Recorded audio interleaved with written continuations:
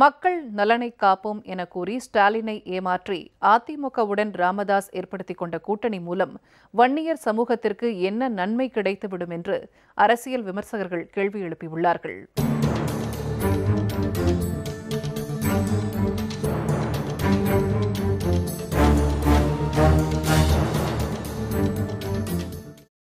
திமுக அண்ணா திமுகவை வேரோடும் வேரடி மண்ணோடும் ஒழிக்கணும், அழிக்கணும்.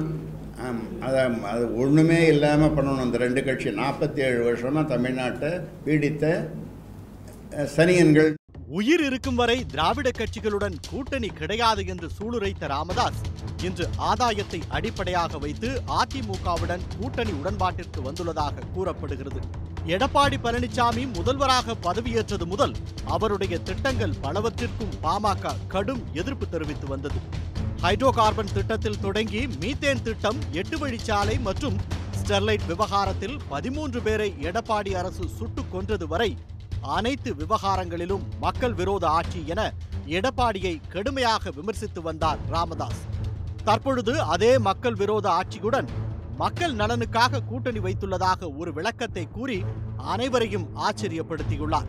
கடந்த முறை முதல்வராகிவிட வேண்டும் என்ற வைராக்கியத்தில் தேர்தலில் மேற்கத்திய பிரச்சார யுக்திகளை எல்லாம் கையாண்ட அன்புமணி அது எட்டாக்கணி என்பதை உணர்ந்து கொண்டு தற்பொழுது ஒரு எம்பி ஆகிவிட வாய்ப்பு கிடைத்தால் போதும் என்று சமரசமாகி விட்டாரா என பலரும் கேள்வி எழுப்புகின்றனர்.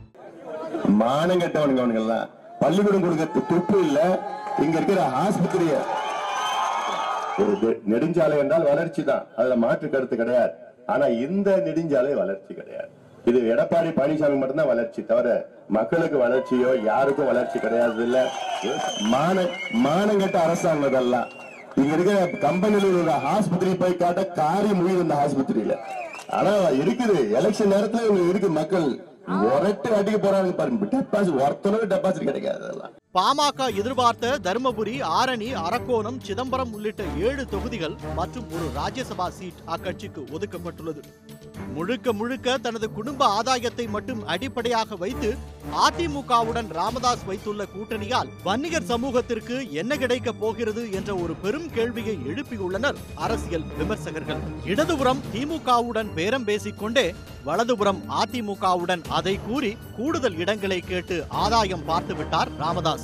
பாமகவுடன் கூட்டணி வைத்து விடுதலை சிறுத்தைகள் கட்சியை கலற்றி விடலாம் என்று கணக்கு போட்டு காத்திருந்த ஸ்டாலினுக்கு ஒரு புது கணக்கை காட்டிவிட்டார் ராமதாஸ். ஏமாற்றத்தால் உச்சகட்ட கோபத்தில் இருக்கும் ஸ்டாலின் ராமதாஸிற்கு மக்கள் மேல் அக்கறை இல்லை என்று ஒரு அறிக்கை வெளியிட்டு மனதை ஆற்றிக் கொண்டார். என்ன காரணம்? மக்களை பத்தி கவலைப்படல, நாட்டை பத்தி கவலைப்படல, எதை பத்தியும் கவலைப்படல, இதை பத்தி தான் கவலைப்பட்டிருக்கேன். பாஜக, அதிமுக, பாமக, தேமுதிக என எண்ணிக்கை அடிப்படையில் ஒரு பெரிய கூட்டணியாக இது கண்ணுக்கு தெரியலாம். ஆனால் மக்கள் விரோத எடப்பாடி மீதான எதிர்ப்பு அலையும் மோடி எதிர்ப்பு அலையும் ஒன்று சேர்ந்துள்ளது. இதனால் கிடைப்பதும் கிடைக்காமல் போய்விடும் என்கிறார்கள் அரசியல் விமர்சகர்கள்.